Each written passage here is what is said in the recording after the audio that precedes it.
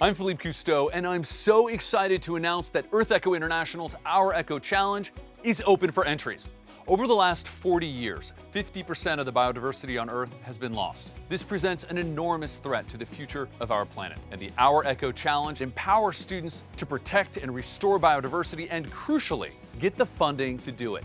It's helped our students come out of their shells and give them so much more confidence. I really highly recommend taking part in this competition.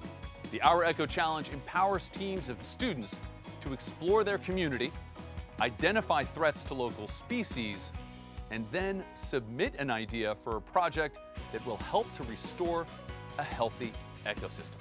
Finalist teams will join EarthEcho International to present their ideas, and the top teams will be awarded grants to turn their projects into a reality. We think it's important for young people to apply for the OurEcho Challenge because it educates young people to their surroundings and supports young people to play a part in their community. Go to www.ourechochallenge.org and register your teams to join our STEM competition and submit your plans to change the world.